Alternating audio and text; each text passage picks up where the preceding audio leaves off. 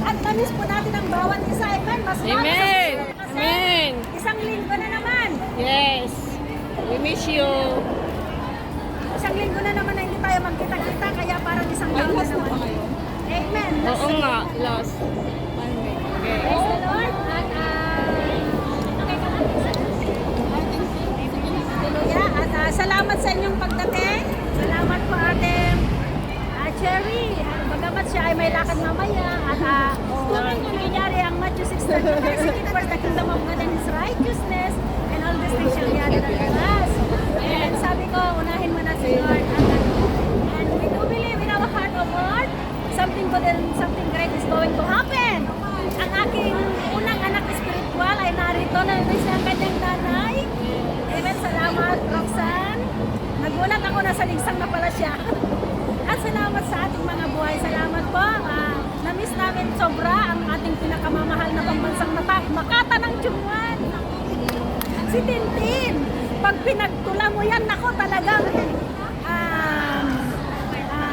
talagang the devil is already defeated sa kanyang pagtutula. Amen? Hallelujah! At ang mabait natin Sis Renalyn, salamat po. At na-miss namin ang bawat isa. At si Jennifer, thank you Jennifer sa buhay mo. Mga anointed na instrumentalist, salamat ate at saka ate Pinky. Hallelujah! Praise God. At na-miss din natin si beloved Baby. Amen. Salamat sa pagdating. Hallelujah. At ang ating anointed na tambourine dancer. At ganun din si ating pinakamamahal na YouTuber. Laging excited sa lahat. Amen. Lalo sa gawain ng Panginoon. Hallelujah. At bago ang lahat ay tayo po muna ay manalangin. Magpasalamat po tayo sa Panginoon sa isang linggo na naman muli. Panginoon, maraming salamat. Pinagpala mo ang umagang ito. Salamat sa iyong mga anak na ugaw ng iyong salita. Sinabi mo nga, hallelujah, na man shall not live by bread alone, but every word that proceeded by the mouth of God. Maraming po salamat, Panginoon, sa salita mo na aming pagbulay-bulayan sa umagang ito. Holy Spirit, I invite your presence to join with us. Ikaw ang aking great pastor, ang aking teacher, for it's not by might nor by power, but by your Spirit, Lord, I preach your word today in the mighty name of Jesus Christ. Maraming po salamat, Panginoon. Inaangkin ko na I am nothing without you. Ibaba mo ako sa pinakamababa at ikaw lamang ang may taas sa aking buhay. In the mighty name of Jesus. Dalangin ko, Panginoon, na buksan mo ang spiritual eyes ng iyong mga anak at maging ang kanilang spiritual ears para makita namin at maunawaan ang nais mo sa umagang ito. Maraming salamat po, Panginoon. Ngayon pa lamang inaangkin na namin ng may katagumpayan ang aming pag-uusapan. In Jesus' name, amen and amen. Thank you, Lord. Thank you, Jesus.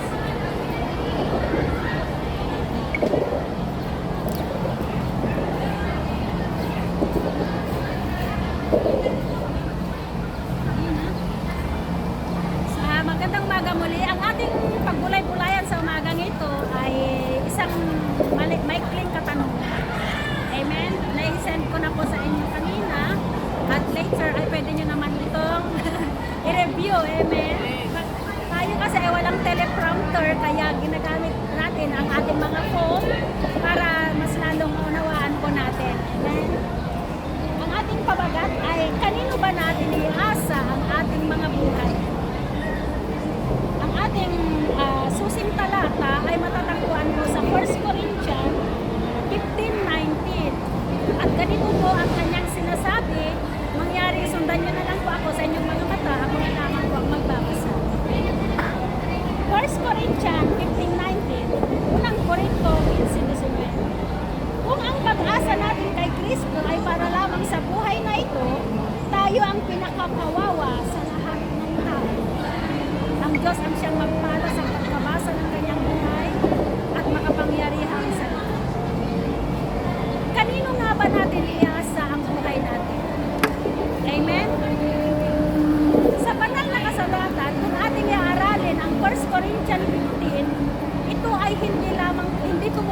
sa buhay sa daigdig na ito. Ito ay tumutukoy pagdating natin at pagharap natin sa Panginoon. Pagdating sa langit na bayan. Amen? Ngayon habang tayo'y buhay pa, huwag na nating sayangin ang mga pagkakataon. Talaga na natin ang ating buhay sa ating Panginoon at pagdating ng panahon, tayong lahat ay i-welcome niya, sasabihin niya, well done, good and faithful servant. Amen? Siyempre, habang tayo bilang introduction, habang tayo nasa daigdig na ito, marami tayong dapat iasa sa Panginoon. Kaya tayo nagtatrabaho para matugunan ang ating mga pangangailangan. Amen? Nagtatrabaho tayo para mabigyan natin ng magandang kinabukasan ng ating mga anak. At pagkatapos nun, tayong lahat ay lilipat sa langit na bayan pagdating ng tamang panahon. Amen? Ang katawang ito na bigay ng Diyos sa atin ay babalik sa lupa. Ang dahilan ay dahil sa pagkakasala ni Adan at Eva. Kung ating aaralin dun sa Genesis, amen, siya yung unang Kristo na dumating sa daigdig na ito, nagdala ng kasalanan. Subalit purihin ang Panginoon, pinadala niya ang kanyang kaisa-isang anak, ang ating Panginoong Jesucristo, na magdala ng buhay na walang hanggan. Inako niya lahat ang ating mga kasalanan. Amen? Habang tayo'y buhay pa, mga kapatid, kinakailangan punuin na natin ang ating mga buhay, sarili ng paghahanda. Bakit po? Kasi may mga 5 dahilan akong na-share sa inyo kung bakit tayo, habang tayo nabubuhay, kailangan maghanda na po tayo. May mga paalala ang salita ng Panginoon. Kung ating aaralin, doon natin po matutuklasan. Unang paalala, pakibasa mo nga Teacher Berdelin.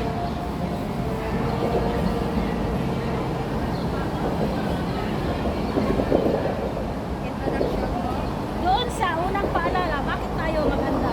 Amen. Ang buhay ay napakaikli. Amen. Santiago 4 verse 14. Hindi nga ninyo alam kung ano ang mangyari sa inyo sa araw ng bukas. Ang buhay ninyo'y parang usok lamang. Sandaling lumilitaw at agad mawawala. Amen. Hallelujah. Napakaliwanag ang salita ng Diyos. Kaya kailangan natin punuin ng paghahanda. Bakit? Kasi ang buhay ay napakaikli. Inihalin tulad ni Apostol Pablo ang buhay ng parang usok. Nakakita na ba tayo ng usok? Ganyan kabilis ang buhay. Agad lumilitaw pero agad ding nawawala. Kaya huwag na nating sayangin ang buhay na ito sa walang kabuluhang bagay. Kung meron tayong panahon, makinig ng salita ng Lord kasi darating ang araw. Mawawala na ang lahat. Wala na ang mga magtuturo, wala na ang teacher Berdelin, wala na lahat. Amen?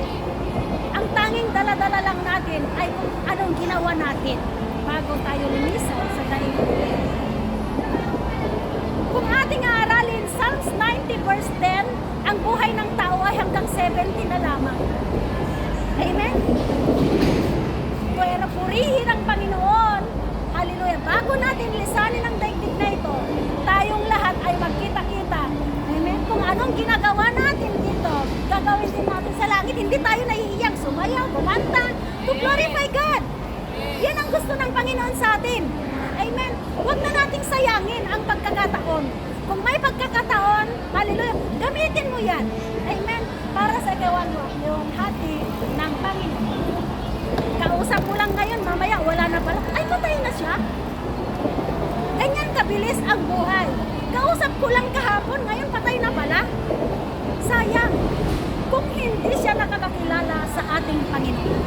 Kaya nandito tayo ngayon sa part na ito para hindi nahihiyang maghayag ng salita ng Panginoon dahil ang buhay talaga ay napakaikli. Huwag tayong umayon sa ating sariling karunungan. Lord, bukas na lang ako Lord, mag-aral ng salita mo. Paano kung mamaya darating na ang Panginoon? Ay, mamaya Lord, bago ka dumating, hindi pa ako nakapagsisi, hindi pa ako nakapagbalik loob sa iyo. Sayang. Dalawa lang naman ang pupuntahan natin eh. Kung tayo pupunta sa langit, doon nagkakantahan na. Doon wala nang luha. Lahat ay nagsasaya. Amen? Nagagala. Hallelujah. Paano kung iba ang puntahan natin? Wala namang purgatorio. teritoryo. Amen?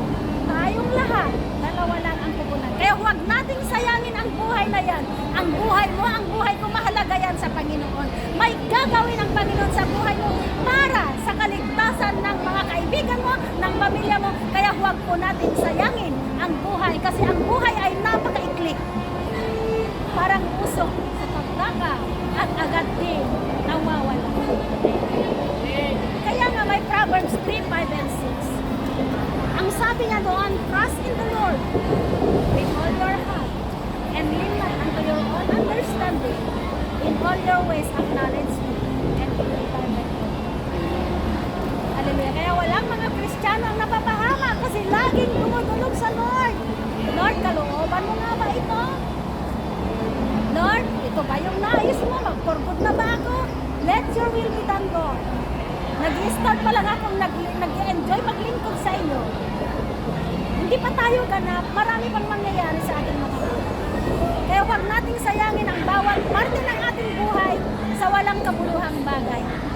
Gamitin na natin ang lahat ng mga talentong yan sa pagkakanta, pagsasayaw, pagsasaliksik, pag-share ng salita ng Panginoon. Yan ang nais niya, ipahayag ang Panginoon. Lalo ngayon, nalalapit na ang pagdating ng Panginoon. Hindi natin alam kung kailan siya darating, pero pinapaalala ng salita ng Lord, tayong lahat ay maganda. Ang pangalawang dahilan kung bakit tayo maganda, ano yung pangalawang paalala? Nakibasa mo nga Ate Pinky, yung pangalawang dahilan.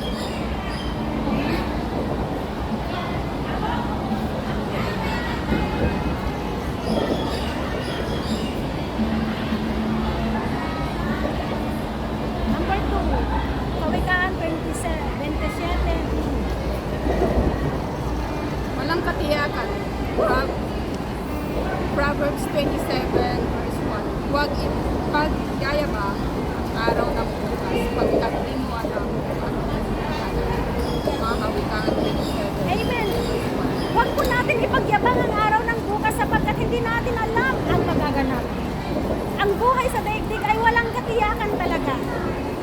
Amen? Yung una kanina, maikli. Napakaikli ang buhay. Hanggang 70 na lang ang buhay. Kung medyo malakas-lakas ang resistensya mo, umabot ng 80, 90, 110. Pero wala pa akong nabalita ang 120.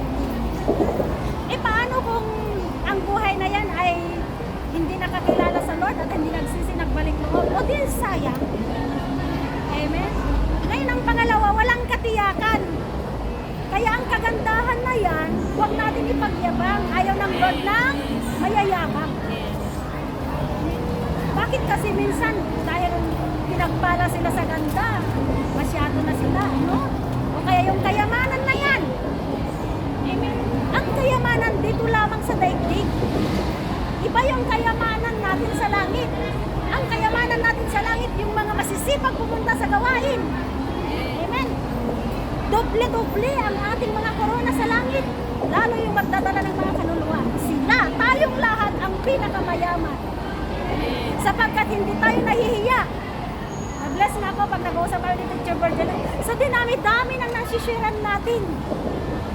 Amen? Iilan-ilan lang ang nagpapatuloy. Ganun po talaga. Amen? Sabi nga, many are chosen. Marami ang tinawag pero kukunti ang napili. At ang mga napili na yan ay walang iba kundi tayong lahat. Amen? Kaya huwag natin ipagyabang kung anong meron tayo. Pasalamatan ang Panginoon. Anong meron tayo? Tingnan mo nga ang nangyayari sa ating minamahal na bansang Pilipinas. Amen? Dahil wala na silang panahon sa Panginoon. Mga politiko, amen? Nagpapayaman sila ngayon, nilalantad na. Dahil sa panalangin mo at panalangin ko, nakikiisa tayo sa panawagan ng Panginoon, ipag-pray. Blessed is the nation whose God is the Lord. At nangyayari na ang mga panalangin natin. Napakayaman pala ng ating minamahal na bansa, iilan-ilan lang ang nakinabang sa kayamanan natin. Ngayon kung ginamit ang pondong yan, yes, minsan kasi nanonood din ako ng news. Amen?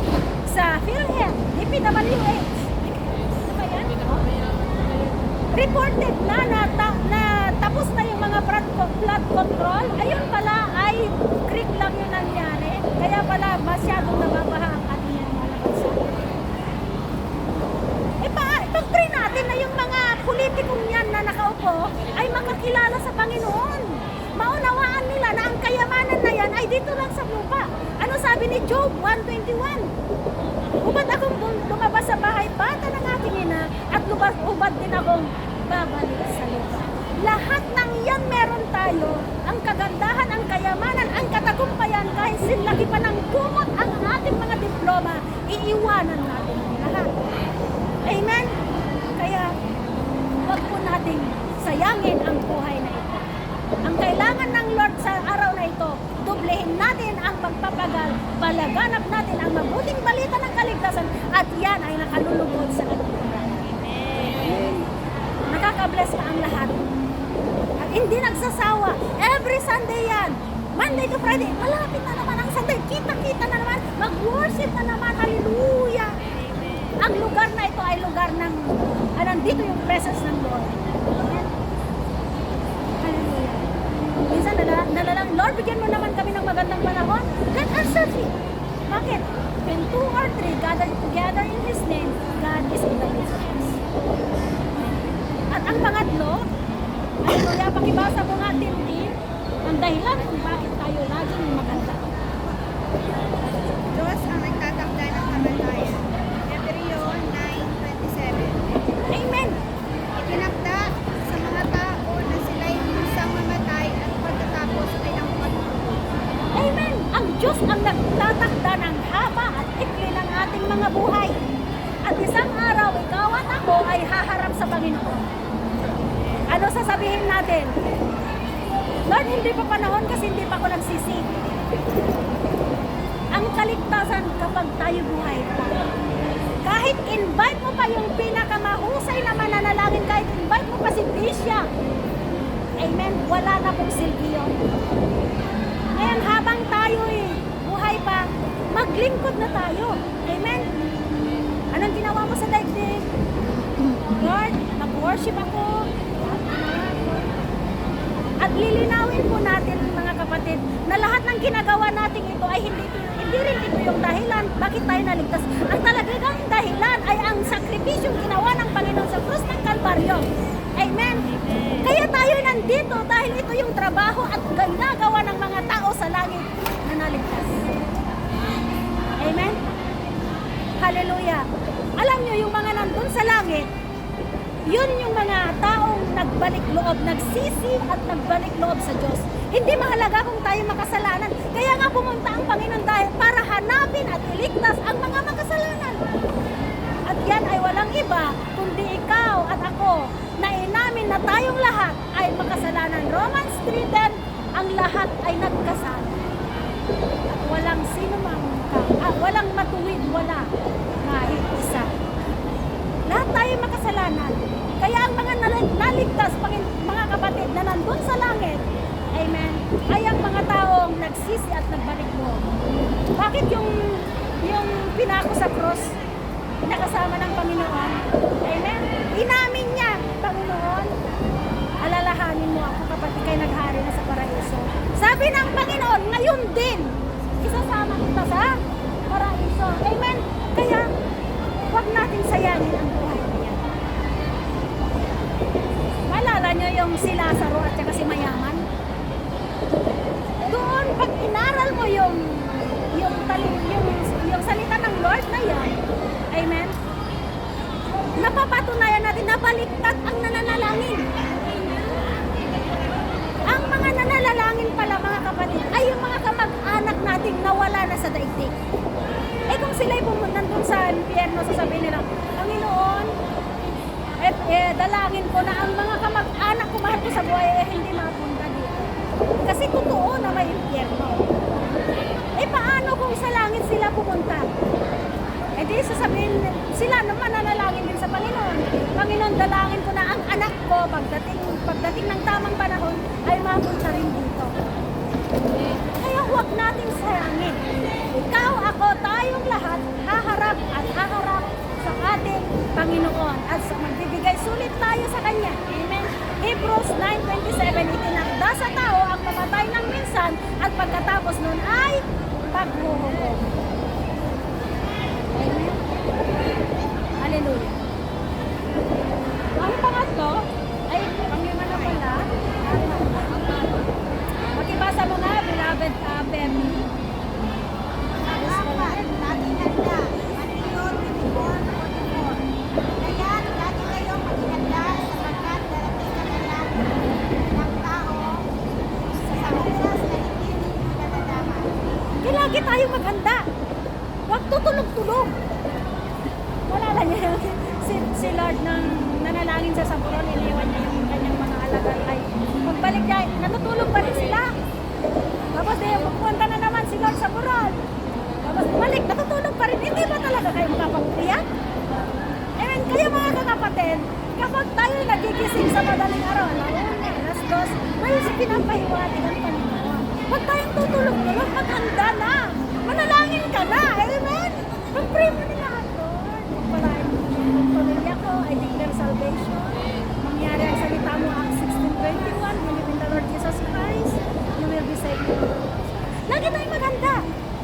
Kung itutuloy natin yung kontekstong ito, makikita natin yung sa 24 verse 40, sabi niya doon, may dalawang lalaki sa bukid.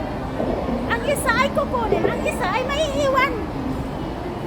Mga kapatid, maaari yung kinuha ay masipag mag-invite, magdala ng mga kaluluwa, masipag mag-share ng salita, pinapahayag ang kaligtasan ng Panginoon, ang tanging daan, katotohanan at ang buhay. At walang sino ang makarating sa Ama, maliban sa pamamagitan niya. Amen? Yan yung mga nakukuha. May dalawang babae sa gilingan. Sabi, at yan, ang nakuha ay ikaw at ako. Masipag kahit ilan-ilang lang tayo nagpapatuloy. Sabi nga ni Teacher Bergerin, kahit wala, may himala. Ayan, pinuno na ng Panginoon. Sabi ko kay Rep, ang daming absent ngayon. I declare lahat sila ay mag-attend. Glory to God. Marami pa rin. In everything, give thanks. Hallelujah. Lord, we gather together. The Lord is in our midst. Amen? Ganyan ang Kristiyanong tulad mo at tulad ko. Hindi nanghihina. Laging handa. Amen? Praise the Lord. Ayan po. Mga kapatid. At ang panglima, basahin mo nga, beloved Arlene.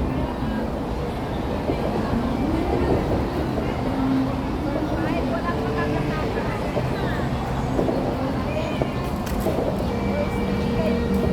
Paano tayo makakaliwas sa parusa kung hindi natin pahahalagahan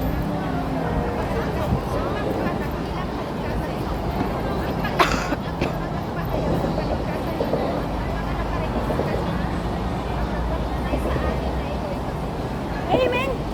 Walang magkakatakas talaga. Ikaw, ako, tayong lahat ay haharap. Ano bang gagawin natin habang tayo buhay pa? Di tuloy-tuloy nang maglingkod. Huwag na ang buhay Kristiyano ay masayang tunay. Amen? Sa kantahan pa nga lang, todo-todo. Todo-todong pagpapala. Todo-todong kaluluwa na ating sabi nga ni Ate Marlene, lahat ng mga narito, magiging worshiper ni Lord. It shall come to pass. Amen? Isaiah 65:24, it shall come to pass that before I call, I will answer. And while there is still speaking, I will hear. Kaya dinig na dinig. Tignan mo nga, nandito ba sa aircon? Open heaven? Kung aircon, libreng aircon na lang. Hallelujah. Amen, open heaven. Kaya lahat ng mga panalangin natin, kanina pa lamang, God answered it. Just claim it. Hallelujah. If God is with us, who can be against us? Wala na tayong dapat gawin kundi maglingkod, magsaya, mag-enjoy. In the presence of God, there is fullness of joy. Bakit parang kulang ang linggo ko? Ang dahilan, kapatid, tinatamad kang pumunta sa gawain. Natutulog, inaantok pa ako, Lord. Sayang. Pagdating ng panahon, ay sayang. Na tayo'y kumanta ng sayang. Amen? Pag tayo'y tinatamad. Amen? Pero purihin ang Panginoon. Walang tamad sa mga Kristiyano. Lahat masisipag. Amen? Praise the Lord. maraming salamat po sa ating mga buhay. Sa ating conclusion, kunti lang naman yung ating pag-uusapan, 5 lang naman. Pakibasa mo mga yung conclusion natin, beloved Jerry. Conclusion. Conclusion. Mga taga-Korinto 15:58. Kaya nga mga minamahal kong kapatid, magpakatatag kayo at huwag mapinag. Maging masipag kayo sa paglilingkod sa Panginoon dahil alam ninyong hindi masasayang ang inyong paghihirap para sa Kanya. Magpakatatag daw, sabi ng salita ng Lord, mga minamahal kong mga kapatid, because our labor is not in vain. Hindi nasasayang ang lahat ng yan. Ang pagbubuhat natin ng mga gitara, glory to God. May mangyayari. Hindi nasasayang. Amen. Nagtataka ka, bakit ako'y paganda ng paganda? Pabata ng pabata. Payaman ng payaman. Paangat ng paangat. Kasi, ang puso natin ay laging nakatuon, laging naglilingkod. Hindi nasasayang. Sabi ng salita ng Lord, magpakatatag. Hindi naman ibig sabihin na kapag tayo Kristiyano, walang problema. Mas maraming problemang dumarating. Pero purihin ang Panginoon, sinabi niya, I come that you may have life and you may have it more abundantly.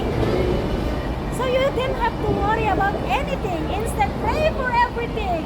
Let your request made be known to God. And the peace of God that will pass from all understanding will guard your heart and mind through Christ Jesus. Kaya ang ginagawa natin ngayon mga kapatid ay hindi nasasayang. Ang sayang ay kapag hindi ka nakapag-attend. Sayang, nakasayaw sana ako ng todo-todo. Pero dahil in-invite ako ng kaibigan ko, bakit yung kaibigan mo makapagligtas sa iyo? Ang kaligtasan mga kapatid ay individual, hindi grupo-grupo. Kaya habang may pagkakataon, habang bukas pa ang pintuan ng kaligtasan, dahil pag ang Panginoon ang nagbukas, walang makapagsasara. At kapag ang Panginoon nagsara, walang makapagbubukas nito. Amen? Amen. Maalala natin yung kwento ng 5 foolish virgin and 5 foolish wife, foolish virgin and 5 foolish wise. Ay, 5, yung 5, ano paano ba? 10 virgin. 5 is foolish and 5 is wise. Yung 5 lagi silang handa. Punong-puno ng oil ang kanilang lampara. Amen. Pero yung foolish, nagtutulog-tulog sila, kulang na nga yung kanilang mga lampara, yung kanilang oil. Tapos nung dumating ang ikakasal, ay bumili kayo sa tindahan. Yan tuloy, nasaraduhan sila ng pinto at sabihin ng Panginoon, I don't know you. Hindi kita kilala. Amen? Huwag nating hayaan na gano'n ang gagawin ng Panginoon pagharap natin sa Kanya. Lagi nating tatandaan mga kapatid at huwag kakalimutan, ang buhay ay napakaikli. Ang kasalanan ay pahamak. Subalit ang nagawa natin para sa Panginoon ang nananatili magpakailanman. Huwag po tayong magsawa sa paggawa ng mabuti. Yamang ito ay hindi babalik sa atin katulad ng salita ng Lord nang walang kabuluhan. Tayo po'y magtatapos sa isang kwento.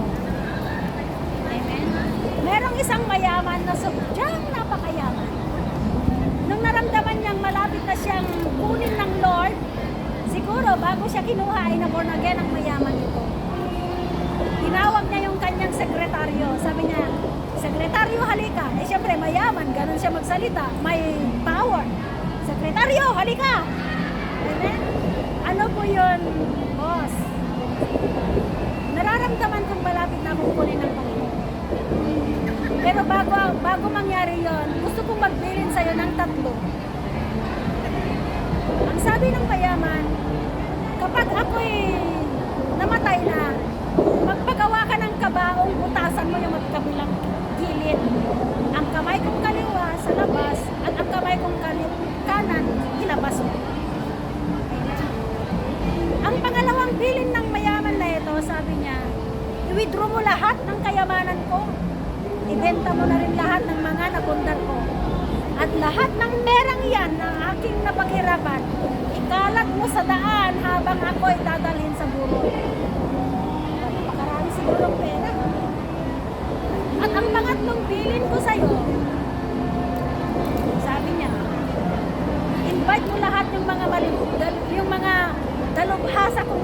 gamot, yung mga doktor ko, yung mga nurse ko, dalhin mo sa burol ko. Amen. Sabi ng katiwala, Amo, bakit ganito naman yung bilin mo? Yung unang bilin, bakit ko naman butasan yung kabaon mo at ilabas yung mga kamay mo? Parang ngayon lang nangyari ito. Amen? Sabi ng mayaman na ito, katiwala, gusto kong ipakita sa mga tao na lahat ng mga kayamanan at ari-arian meron ako, wala akong madadala.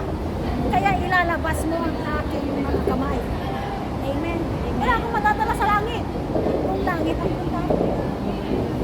Ang pangalawa, bakit naman ikalat ko sa daan? Yung mga perang pinagbentahan ko sa mga ari-arian mo. Gusto kong ipakita sa mga tao na lahat ng meron tayo, yung mga kayamanan yan, dito lang sa daigdig. Amen? Kaya ikalat mo sa daan. Sabi ko nga kanina, Job 1:21, hubad akong lumabas sa bahay, bata ng aking anak, at hubad din akong lalabas. Wala tayong madadala. Kaya pag may mga mamatay na kamag-anak na rin, huwag na tayong maglalagay ng ito yung hikaw pa ni nanay, ito pa yung ano. Hindi na yan madadala. Ito yung bag niya nung lagi siyang pumupunta sa bukid. Papasok pa sa gabaon. E paano kung nilagay mo yung sangkatutak na pera, susundan mong mga maglalakaw yan? Nanakawin talaga yung puntol. Amen? Wala talaga. Kaya ikalat na lang sa daan. Amen? Hallelujah. At ang pangatlo, bakit naman yung mga mahuhusay na manggagamot ay dadalhin ko ba? Gusto kong nandun sila sa burol ko para ipakita sa mga tao na ang Diyos ang nagtatakda ang kayang mag-extend ng haba at ikli ng buhay. Kahit gaano pa yan kahusay na manggagamot, mayroong mga manggagamot, pero ang Diyos talaga ang nagtatagda ng haba at ikli ng buhay ng tao. Amen. Kaya mga kapatid, sa umagang ito, maraming salamat. Nawa ang lahat ng ating mga pinag-aralan itong 5 mga paalala ng Panginoon, huwag po natin kakalimutan at lagi nating i-share sa ating mga mahal sa buhay para ikaw, ako, tayong lahat ay magkita-kita pagdating ng